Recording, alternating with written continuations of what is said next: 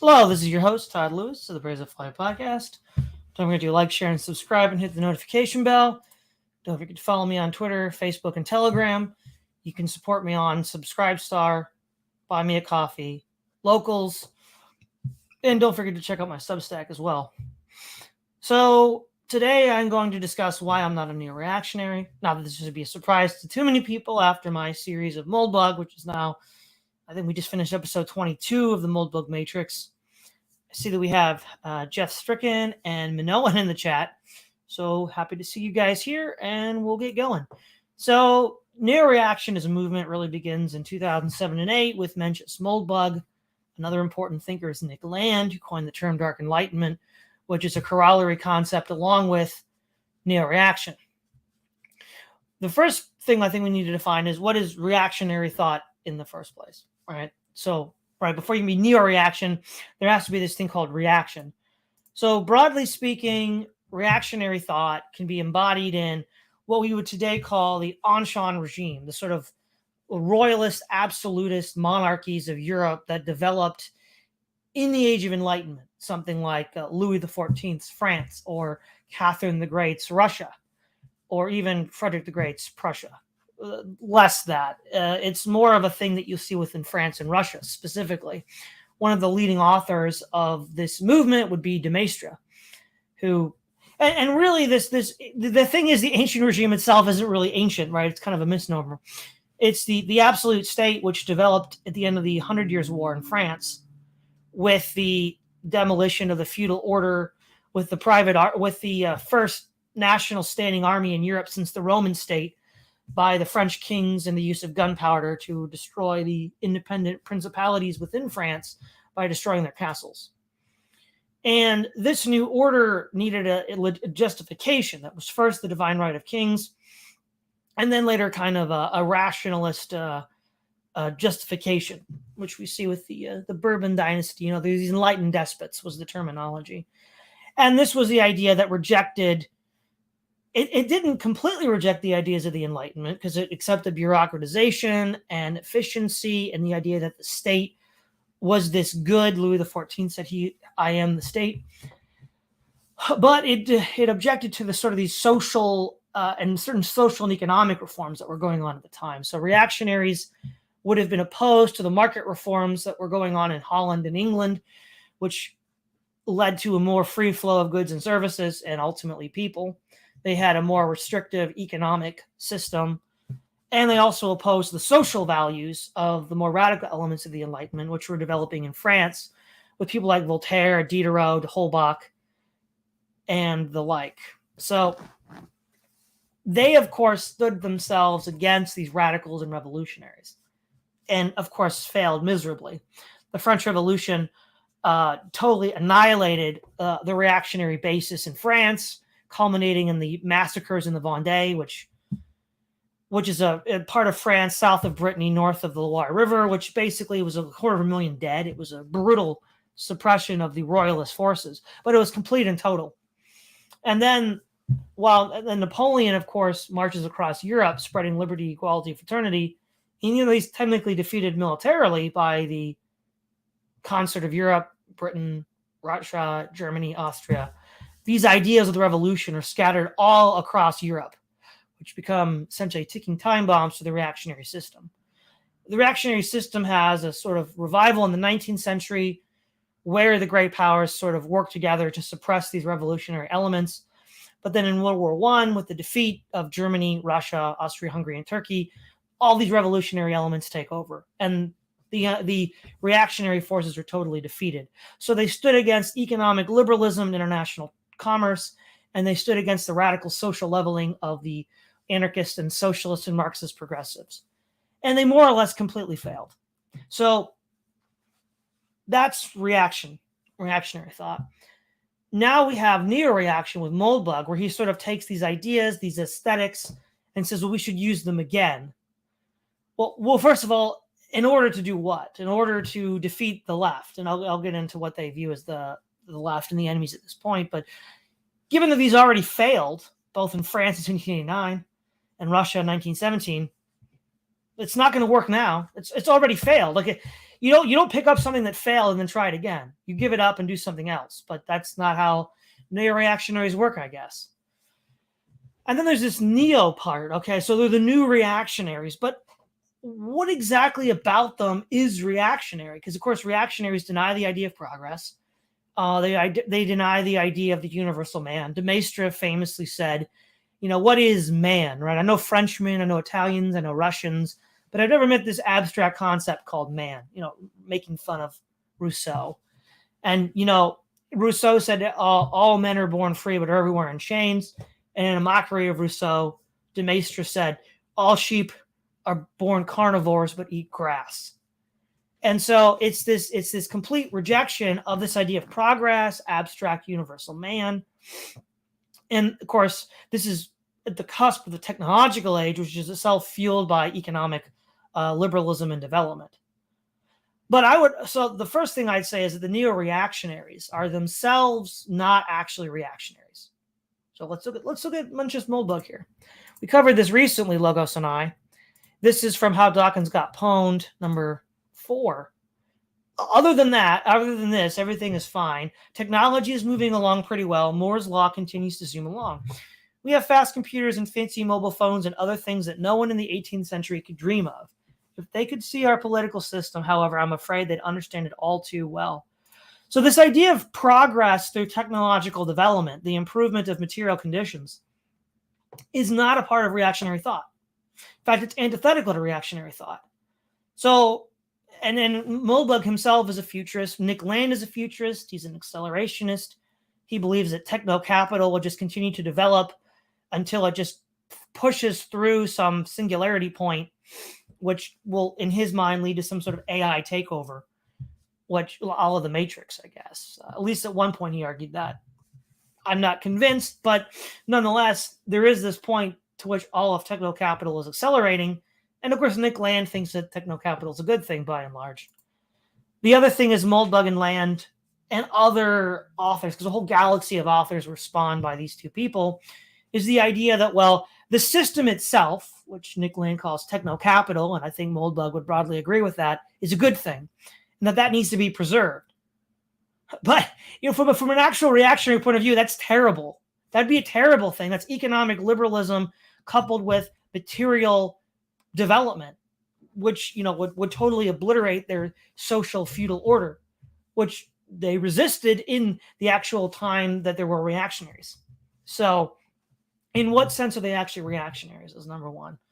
I don't think they are. And so the other element here, besides not being reactionaries, I first really heard about these people, the neo-reactionaries, within the broader context of the alt-right around 2011 and 2012.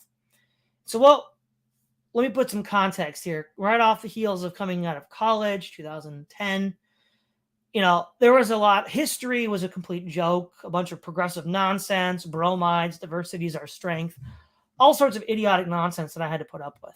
And seeing that there were a lot of other people who were tired of this nonsense, I thought, well, this is good. We finally have people that are tired of this historical narrative nonsense, and maybe we can get to some sense. But it turns out that there was a whole bunch of historical nonsense all of their own, which I will get into. The number one is the Protestant thesis, which is a moribund reference to actual reactionaries, traditionalist Catholics, and others. Though Moldbug himself admits, as I've already covered in the Moldbug Matrix, that the people he's blaming don't actually exist anymore. So then what's the good of blaming them? I guess since they can't fight back. But then if you're not actually naming the real problem, then what particular good are you doing?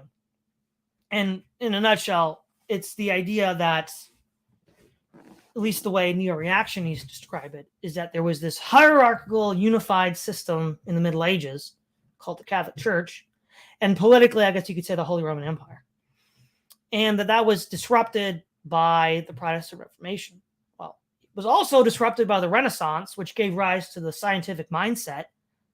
And we know this because Machiavelli, a key Renaissance thinker who was behind the transformation of politics into this kind of utilitarian realpolitik, was specifically mentioned by Sir Francis Bacon in On the New Method, saying that his entire methodology was rooted in Machiavelli. So the entire scientific outlook, mindset, is rooted in this Enlightenment thought. And this is the great sword of leveling that neo-reactionaries actually want to protect, which is the insane point here. And then second of all, this gets tied into a claim that Protestantism led to more democracy or led to more, quote, progressivism within political systems. I'll get to democracy a little bit later. This is all patently absurd, right? Let's look at, in the modern West, which demographics are most conservative. Pew did a series of studies from 2014 to 2018 about the demographics in the United States and Latin America.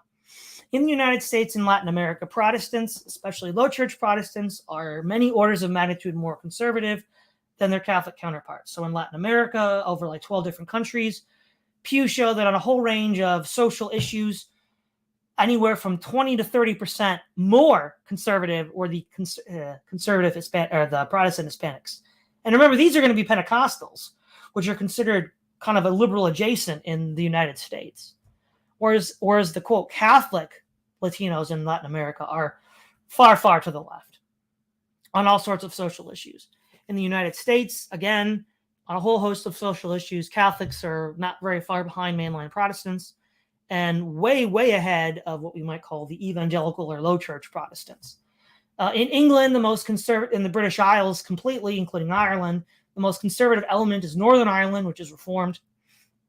Also, historically, we have the Confederacy, Rhodesia, South Africa, all very anti-egalitarian, anti-progressive forces, all of which were Protestant. So on a basic historical level, this is an absurd thesis. Now, it is true that mainline Protestants are kind of liberal, especially like Episcopalians and whatnot. But then that's not to say, but then again, that's not who Moldbug is blaming. He's blaming ultra Calvinism, which again is absurd. Northern Ireland is Calvinist. South Africa was Calvinist under the nationalist government, and the Confederacy was Calvinist. None of these people were progressives or egalitarians or anything like that. Ireland is Catholic, very heavily progressive. Liberation theology comes out of South America, Catholic. It's a complete upending of any sort of sensible reading of history. Furthermore, if we look at the actual rise of socialism, socialists themselves, Marxists themselves, pointed to Catholic inspiration. Someone like Karol Klotuski points to Thomas More as the first socialist, the first modern socialist. Lenin builds a stela in Moscow in 1918 commemorating the same Thomas More. So again, they don't cite Calvin, they don't cite Luther, they don't cite anybody from the Church of England. So again, it's a objectively historically false narrative. Now I know why a Catholic might construct it, but I don't know why someone like Moldbug or other neo-reactionaries would. Now the next thing is reactionaries are losers. So if you want to develop a philosophy or a political theory that'll defeat the left, what do these years have in common? 1651, 1789, 1820, 1917. All the defeat of reactionary forces. The Stuarts in England, the Bourbons in France, the remnants of the Spanish Empire in Latin America, and then Russia.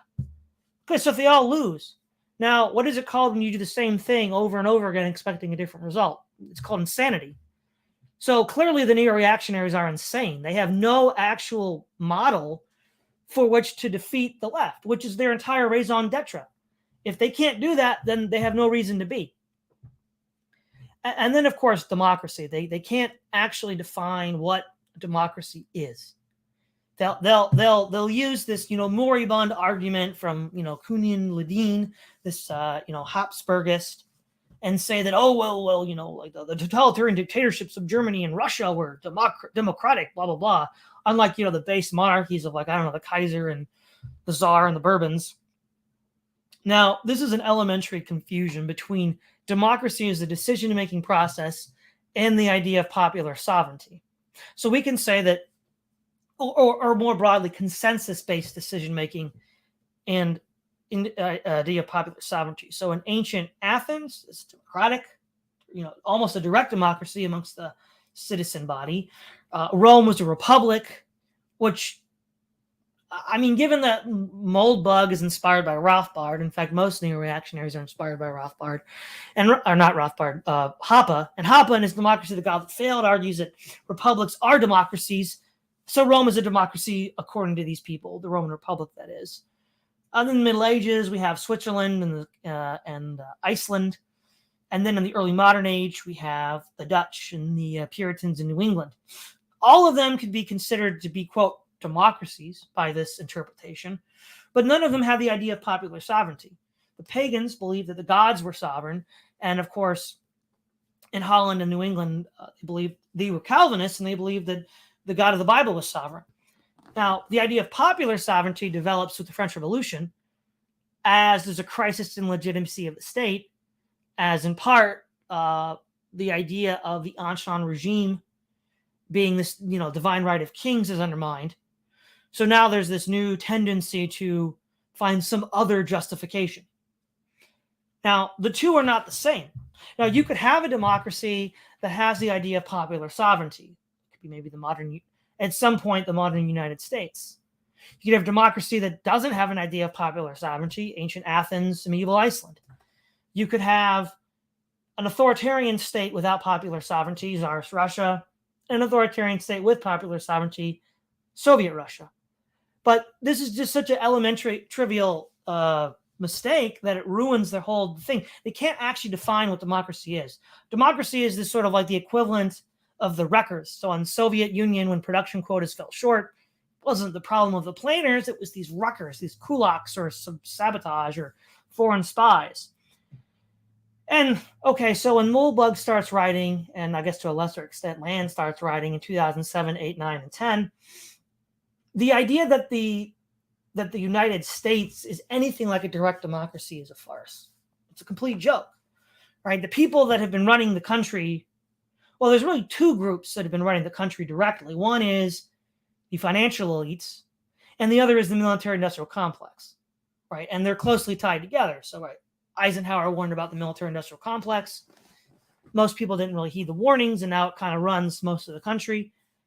And also these large financial interests, which are themselves not averse to socialism, as I've been discussing with my Sutton series on Wall Street and the Bolshevik Revolution, and more broadly, the earlier episodes I did on Sutton together. So the idea that what's wrong with America is too much democracy rather than too little or something else entirely is farcical. There is no democracy in America.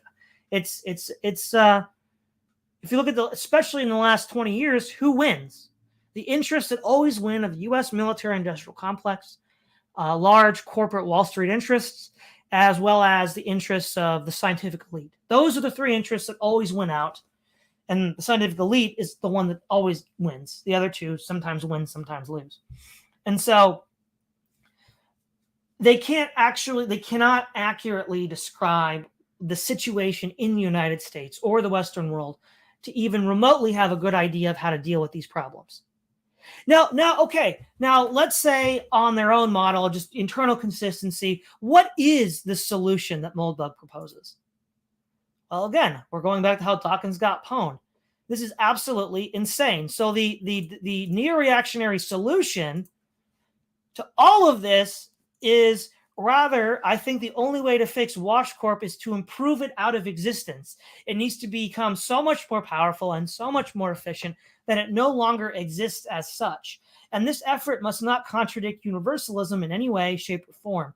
If this doesn't make sense or strike you as possible, please be patient and stay tuned. Right.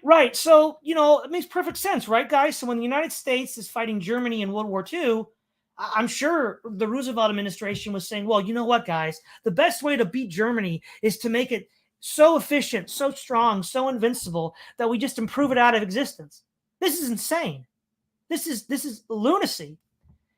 And really what it boils down to is that there's this power as it actually is, and then power as it's sort of confused. Moldbug says, well, I'm here to tell you who's really in charge. And to a lesser extent, Nick Land. Though he's more correct in identifying techno-capital. So he's a little more correct in identifying who's in charge. And that we need to just get rid of democracy and the illusion of choice and people power and just accept the iron fist of techno-capital. And it's like, well, one, why should we? Two, that already implies that there's no democracy at all, really. Just a facade of one, and maybe he's just attacking the facade. But then the actual people causing the problems are the people he wants to make more powerful, which is insane. Like, you don't do that. That's nuts. And so this idea of power, right? NRX was supposed to be, oh, we're going to tell you how power really works. This is just, all these rubes believe in democracy and soft power and this and that. But it really, it really comes out of the barrel of a gun. They're going to quote Mao, right? Or the Maoist implication. And what Moldbug says is that, well, they just need to be more efficient, right? Moldbug is a kind of like consultant. He's like, well, look, guys, you could be more efficient and have more scope and control if you just listen to me. Well, one, that's actually a really bad thing, because if these are the people that are screwing everything up and creating the problems that Moldbug is ostensibly talking about, or these other neo-reactionaries are ostensibly talking about, then, I mean, what the heck? Why are you doing this? I mean, whose side are you on? Are you on our side or their side? Presumably they're on the other guy's side. Now, the other element that's added to this is Nick Land begins to look at the question of efficiency.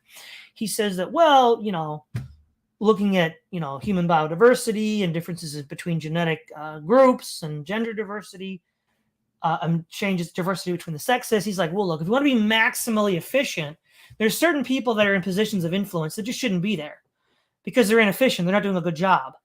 And that's where NRX sort of got associated with the broader ethno-nationalist alt-right and the idea that it was, quote, racist, unquote, even though you don't really see this with Moldbug. And again, depending on which Spawn author you read, it could go either way. But of course, this is nonsense. This is not how the system works. It's not like the system that has built this techno-capital control grid is just confused. And if only these edgy computer programmers and biologists or whoever the heck these people are just were to say, well, look, guys, you could just be a little bit more efficient, a little bit better if you just listen to us. Well, the problem is they know exactly what they're doing. And they've done these things on purpose. Okay? So who's in charge? As I've said before, it's a oligarchy. It's an international oligarchy based on banking, finance, and mega corporations. They serve under the broader technological system. Since technology is very capital intensive, that group is closely tied to the financial oligarchy and megacorps. The attack dogs of this is the military-industrial complex. Those are the people in power. So the sort of white lab coat priesthood, which is the power behind the throne, the merchants under the international banking and corporate structures, and then the U.S. military-industrial complex, which is the muscle. Now, the idea that all of these left-wing values of diversity of belief, diversity of sex, diversity of gender, diversity of ethnicity, are all somehow just an accident, just the result of, scary bad people coming out of the university and writing for the New York Times, some sort of, cartoonish view that Moldbug and others have. All of this was intentional. All of these groups had either direct funding from megacorps, like, for example, Alfred Kinsey's institute was directly funded by the Rockefellers, and he was instrumental to develop, quote unquote, scientific research based on child molestation for the sexual evolution. And then you have, for example, with the sort of cultural changes, you've got rock band leaders or members who have fathers from the security state. I mean, the Doors is the best example. Jim Morrison, his father was in the Navy. And then you also have, Copeland? I can't remember exactly who he was, but he's in there too. You've got Gloria Steinem, who worked for the CIA. You've got the CIA behind the Congress on Cultural Freedom, which is a bunch of edgy cultural subversives, which were actually being used against the Soviet Union and creating the New Left. The New Left is basically the CIA. And so all of this was intentional, either done by the deep state, the social security state, or corporate interests. Now then the question is why? Why would they do this? Well, diversity of opinion and diversity of ethnicity, especially among the serfs and the Janissary Corps, lead to a docile and compliant servitor class to maximize profits. As I've read elsewhere on my channel, Polybius gives an account of the mercenary revolt in Carthage. pointing out that the Carthaginians hired people from diverse ethnicities and religions in order to keep them from cooperating. But they were treated so poorly at the end of the First Punic War that their mutual hatred of the Carthaginians overrode their differences. We also saw the same in the Caribbean, where West Africans from very different tribes were imported to work the fields together so that they didn't trust each other, and made it very difficult for a slave revolt. Not impossible, as we saw in Haiti. So it's all about control. Well, at least for part of it's about control. And we know this from also the heat map from Whole Foods, which says that, if you make it more diverse workspace, it's less likely to unionize. The other thing is it maximizes profits. Because if you have people that are morally compromised, whether because of their sexual mores, alcohol consumption, drug consumption, all sorts of other addictions, they benefit the elites. They're a form of social control. Firstly, addicts to vices need a constant drip to feed or to slack their appetite, which is of course a fixed financial cost on their life. It is a fixed financial cost on their life that they don't get rid of. Okay. Second of all, this also puts profits in the pockets of the elites. They make money off this. And then lastly, it leaves the population dazed and confused in a stupefied state, unable to resist their own exploitation. So none of these social things that they're criticizing are, one, an accident, and two, without purpose. They're there to control everybody within this technocratic system. And they should know this. In fact, I know Moldbug should know this because he has a habit of dredging up these really edgy, lost historians. And I know the type. Libertarians have done this a lot. Just yesterday, in my discussion with Swithin Dobson and Keith Preston, I mentioned this sort of anti-imperialist trend in America that goes from Washington to William Graham Sumner and beyond, and that while libertarians today don't mention these people, at one point Murray Rothbard openly named the CFR, the Trilateral Commission, the Rockefellers, and all these big business banking conglomerates working together. So, I'm sure Moldbug must have read people like this if he's that involved with libertarianism. Rothbard, Mises, Hoppe. And he just doesn't. And so, okay, this isn't an accident. They don't want the old sort of, madman style, white upper middle class guys that can just, So, for example, think of Skunk Works for the U.S. Air Force from the 1930s to the 1960s, inventing all of these airframes in record time, complete hits like the SR-71 Blackbird or the P-38 Lightning. They don't want people like that anymore because they can't be controlled. That's the problem. And we see this trend within the U.S. military, right? So in World War II, in Europe, Patton and the Pacific, MacArthur were the Americans' two greatest commanders, both of whom were very highly educated, classically educated generals who basically pretended they were classical heroes fighting on the modern battlefield, which led to tremendous military success. There's reason to believe that Patton was either directly or the U.S. government either directly or indirectly allowed for the assassination of Patton by communist agents, and MacArthur was fired and kind of humiliated by Truman. They don't want these people. They want people to just do what they're told. Just shut up, do what you're told, push the paper, follow orders. So that generation that these people are appealing to just doesn't exist. Even if it does exist, it's not what they want. They had to put up with it in this period of transition from a pre-technological to a technological to an industrial to a post-industrial society. But once you got sufficient automation with a post-industrial society, such men are unnecessary. And so they don't really care. And furthermore, because these people also pursue a broader global depopulation agenda, think of Bill Gates and using vaccines, the TED Talk, well, there's this formula we got, guys. And if we can reduce the population by reducing the p-value with vaccines, we can do it. And it's okay, Gates, you said it. Also, we've got Ted Turner, Global Population Reduction, Nature Magazine. I think it was in 1993. He wanted to see it reduced by 90 to 95%. And, okay, they just don't care, right? They don't really care about the rest of us. Their goal is to have a completely automated society where they're this like special elite at the top. And we know this because Bill Joy, in his 2000 Wired magazine article, basically says this. He says, yeah, if we get our way, it's called why the future doesn't need us. Us being the technocratic elite, the big titans of industry. Bill Joy, head of Sun Microsystems. And he says, yeah, I mean, they're gonna probably wipe us all out. Okay. I mean, they said it, right? They've been telling us this.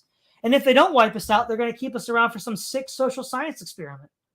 So this idea that you could, quote, win power by telling these guys, well, look, you're just not being efficient enough. Well, define efficient, right? These guys care about profits. They care about technological innovation. Things are working fine for them. They're making money. They're getting technological innovation. Now, maybe you could say they're not doing great on stability, but they're doing good enough. And if they make the changes recommended by NRX, they're not going to making as many profits. They're not going to have a compliant workforce that's dazed and confused. They're not going to have a compliant Janissary Corps, and so they don't want that. They don't want that. They've moved beyond that. That might that kind of an appeal might have worked on a Rockefeller, or not a Rockefeller, a Ford. He had a more the original Ford had a more America-centric perspective. But then again, the Ford Foundation doesn't. I mean, they've been pushing this globalist agenda as well. And so the fact that the NeoReactionaries blame the wrong people, historically, the Puritans and Protestants, and the wrong people in real life, the people that work for the New York Times and university professors, rather than the actual people that have power. We know this, right? So the feminists that reject the trans movement are called TERFs, and they've all been ditched. Back in the 90s and the aughts, they were like the tip of the spear for these people. And then they're like, yeah, you're done. You're out. Boom. Gone. They're out. Doctors who oppose the rush of the treatment for COVID, who've had a lifetime of world-renowned service, out. Like, these people don't actually have power. They never did. It was an illusion. They were perceived to have power because it served the interests that exist to use them for their own purposes. As soon as those purposes were done, they were out. And then that begs the question, who is the real power? And as I've said, it's the white lab coat priesthood. They tell, Pfizer says, okay, everybody, time to do the global initiative. And there's a global initiative. What do you know? They're the white lab coat priesthood. And then, they finance it with the megacorps. And then if you don't go along with what they want, they invade you with the military-industrial complex, like in Iraq and Afghanistan. So that's the real issue. And then this idea that power needs to be made revealed, right? Okay, so the real deal is, if you want to hold power and use it, you want to obscure where power is. Because if people know who the real power holders are, that's how they get attacked. So how do we know this? Well, from recent history in 2011, we have this unique confluence where both the political right in the Tea Party, led by people like Ron Paul, and the people on the left, led by Occupy Wall Street, were both pointing at the banks. That was the way too close to home. And they created a lot of illusions in the last 12 years in order to get people to not see the man behind the curtain. And that's what we can broadly call the woke agenda. That's broadly what we can call, well, the war on terror was going on even before that, but that's part of it too. You're not supposed to see who actually has power. So real power wants to be obscured because the one who holds power, the one who uses power, doesn't want to be seen as the one holding or using it. So Moldbug is just wrong when he says that power wants to be, as completely outlined. No, maybe the dark overlord, the man behind the curtain, wants to have his own ledger where he knows everybody who does what. But that's not supposed to be public knowledge. And if you make it public knowledge, you're not serving his interests. But furthermore, just coming cap in hand to begging people Oh, Mr. Powerful Man, let me in. When has that ever worked in history? Yeah, do you remember when like the American revolutionaries just begged King George to let them in, to give them the power to be the rulers of North America? Do you remember when the Merovingians the Carolingians just begged the Merovingians to let them in? No, that's stupid. It doesn't happen. That's not how you get power. So not only does Moldbug not know how to define power, who has it and who's using it in the current context, he doesn't know how to get it. And yet that was his whole selling point. And the whole NeoReactionary selling point was how to get power. Now you can't, there are historical examples of persuading powerful people to come to your side. But it's through soft power, something that Moldbug doesn't like and doesn't really use. So, for example, the Catholic Church in the Middle Ages was able to use soft power to convert the barbarian kingdoms of the Dark Age Europe. They didn't directly use military invasion. They leveraged their soft power. And in fact, in Ireland, where, Patrick converts the island, and then missionaries from Ireland reconvert Britain from the Saxon pagans and convert Ireland. This is almost done almost completely autonomously because, Ireland was at the edge of the world. It's very, very not much connected to Rome or what's going on there. And yet they were able to use soft power to reconvert these reasons. Now, of course, how did they do that? Well, they had a literate class of monks who could help run and educate a nascent bureaucracy to help these military warlords rule. So they had something that the warlords didn't have, and they offered that. And then once the Catholic Church consolidated, you could incorporate them into a broader economic order. So the pagan Norse were incentivized to convert to facilitate trade as well. None of those things are being offered by the NeoReactionaries. There are a bunch of fringe fruitcakes on the internet that basically fell apart even before the Great Purge of 2017. I mean, they were so terrible. They just threw in the towel even before Google and Facebook could cancel them. One of the things that we can see is there was a whole bunch of different people. Let's see. Let's bring this up on the screen share here. No, let's see here. Share screen, Twitter. Here we go. This is old. This is really old. This is the old flowchart or whatever you want to call this of NeoReactionaries. Almost all of these people are gone, and they just disappeared. There was this principle called passivism, PASSIVISM, which means to remain passive, to be quote unquote become worthy through, I don't know, some sort of like Jordan Peterson-esque self-improvement, to then like earn positions of authority, to then privately creep your way through kind of like, a kind of like right-wing Gramscian march through the institutions, to then take over, I don't know, or become the right-hand man of like Peter Thiel or, oh man, it's ridiculous. It's a complete cartoon fantasy. These people don't understand that the class that runs this country is not going to let you in. It never will, and it never has. It's a separate group of people. And, broadly, there's three groups. There's the military, there's the science, and there's the merchants. So, and they just pretty much all threw in the towel and just deleted their account. I mean, not all of them. I mean, we still have, for example, Vox Day. We still have American Renaissance. We still have, we still have Hans Hermann Hoppe, but so many of these guys are gone.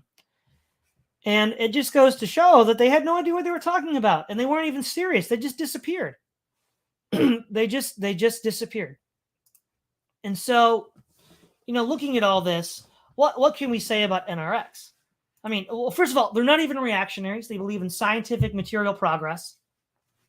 And what they don't understand is, as I've pointed out in my history in simulacra and culture in simulacra videos, these social changes are in part a necessary consequence of humanity being forced to relate to a new set of radically different material conditions. The social norms of the material conditions of the Middle Ages, of the Anshan regime, are completely incompatible with a modern technological society. And they ought to know this, but they don't.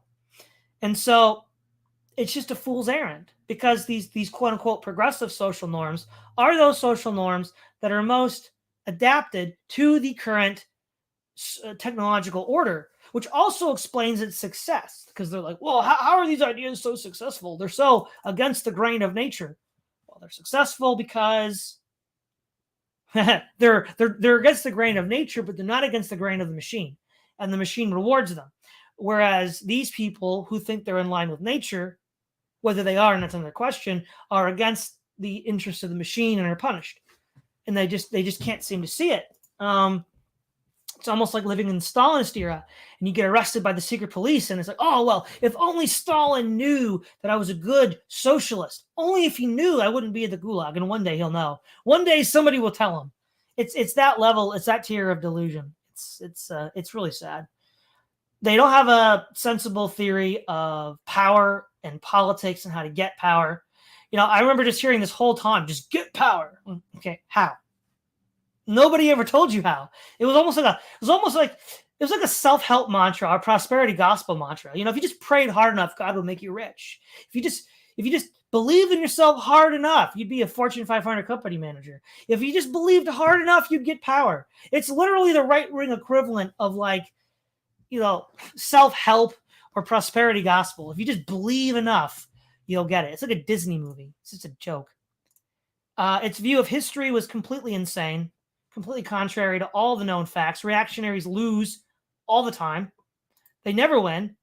So again, if reactionaries never win in these conflicts with the left, why would you be a reactionary? Do you want to lose again?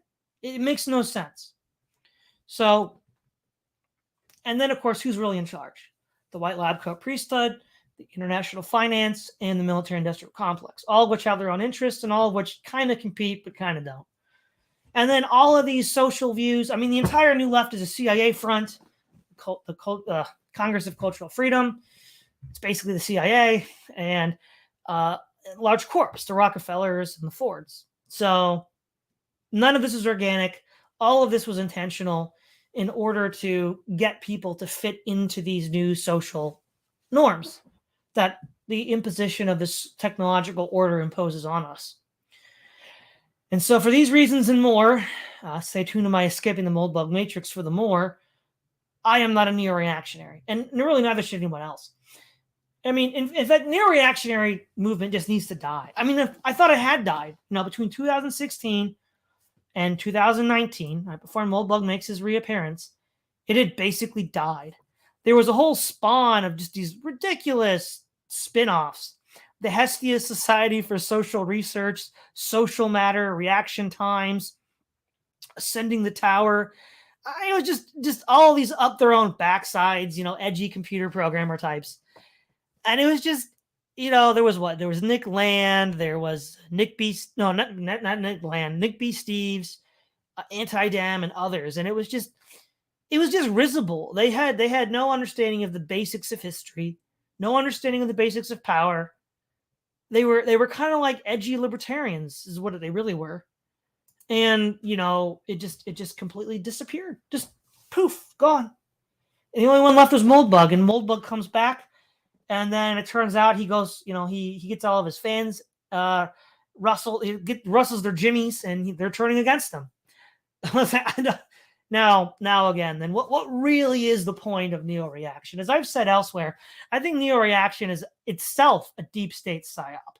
Moldbug has mentioned that when the CFR shows up, that's when the real deal is coming down. And he's been hinting in his essays that he's closely connected to the CFR. So I think that the best explanation for this is that Moldbug, how does this go viral on the internet? How does this get so many people on board when it's so clearly incoherent and inarticulated? Well, if you have the right people behind you, you can get really far, though it is still your game to lose, as we saw in Afghanistan. You can still lose to the Taliban. So, Moldbug can still lose if he plays his game cards wrong. And the reaction really didn't exist after 2017, because it just disintegrated even before the purge of Google and Facebook. And then, of course, there's an attempted comeback, I guess, but Not really. So who knows? Who knows? But let's just hope we can drive a stake through the heart of this vampire and leave it in the rubbish bin of history. All right, the chat. Minoan, why I'm not an NRX guy? Because I'm not retarded. Yep. Bullfrog VA, always here for some NRX Duncan. Yep. Jorge Punta, hello.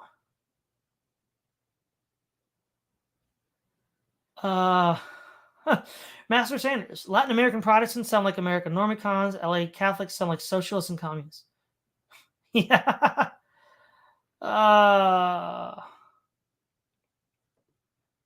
Yeah. Let's see. Unironic coolness to be F as a Catholic drifting Protestant. Tridentine Mass Catholics are one of the most socially conservative religious groups in the USA. Well, that might be true, but Tridentine Mass Catholics are very small. And those that are arguing for a rejection of the Novus Ordo Mass, in previous times, Pope Francis is called the people resisting me are the spirit of Satan. Who are the people resisting him? Oh yeah, those that want to go back to the Tridentine Mass. So I mean, I think we know where Francis stands. Mass Creation Productions. I literally caught this live. Awesome. Didn't you make a version of this video already? You might be thinking on some other videos I did earlier on, like am I alt-right or why am I not alt-right? No, I mean I've covered the NRX a little bit, but I haven't given it like a focused treatment.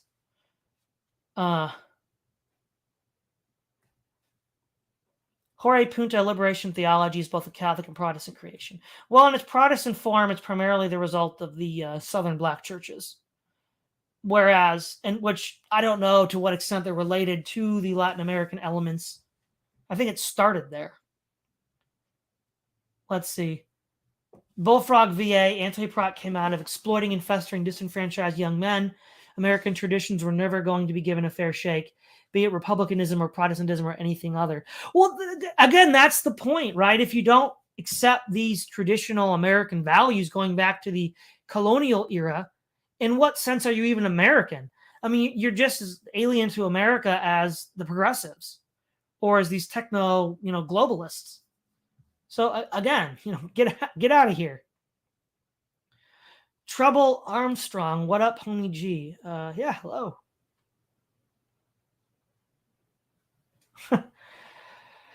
Paul Moosefoot, aren't NeoReactionaries the neocons, new growers? They don't really talk much about foreign policy.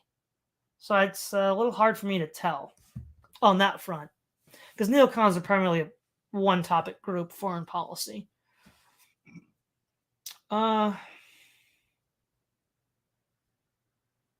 Jonathan Gibson, I knew someone who grew up next to Jim Morrison, and he despised his mil-spec father utterly. Trouble Armstrong, they did it for 30 pieces of silver. Hello, Forbidden Anthropologist. Eugene Andrews, a new priest cast. Jackson Hawker, Wired is government propaganda. Well, I mean, yeah, it's propaganda for the techno priesthood. I mean, if you want to know what they're doing, you read Wired magazine.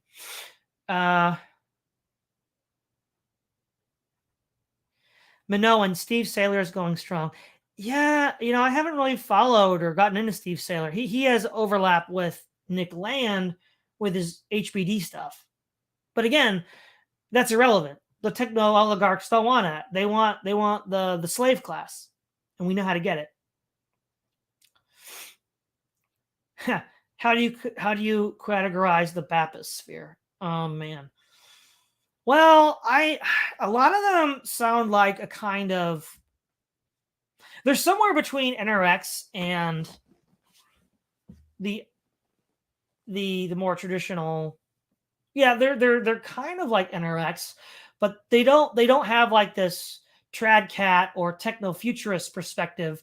They have a sort of a neo-pagan, Homeric perspective, a Nietzschean perspective, and that's a little different. They don't seem to be harping on exactly the same things either. So there's that.